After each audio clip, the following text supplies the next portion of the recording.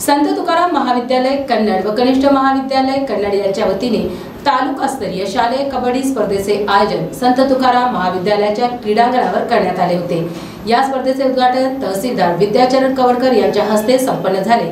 कार्यक्रमाच्या अध्यक्षस्थानी ॲडव्होकेट प्रसन्ना पाटील, प्रमुख उपस्थित प्राचार्य सुनीता देशमुख, तालुका क्रीडा संकुल समिती सदस्य व मार्गदर्शक प्रवीण शिंदे, क्रीडा संयोजक श्याम खोसरे, स्पर्धा आयोजन समिती प्रमुख डॉक्टर सुहास यादव, ज्युनियर महाविद्यालयाचे पर्यवेक्षक प्राध्यापक प्रवीण गायकवाड, तालुका क्रीडा मार्गदर्शक आदी उपस्थित होते।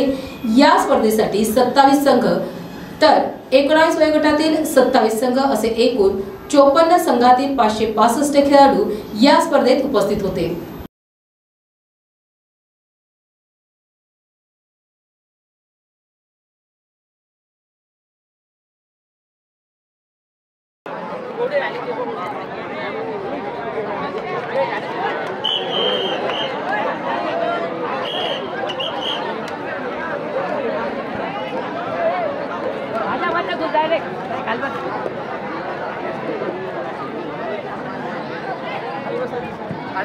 चालू सामने संपल्यानंतर सर्व सामने पुढच्या 15-20 मिनिटांसाठी थांबवण्यात येणार आहे। सर्वांनी मैदानामध्ये एका रांगेत बसायचं आहे संघवाईज।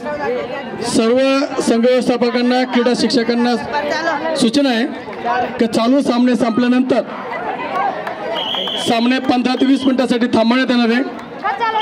स्पर्धेचे उद्घाटक माननीय कन्नड तालुका तहसीलदार माननीय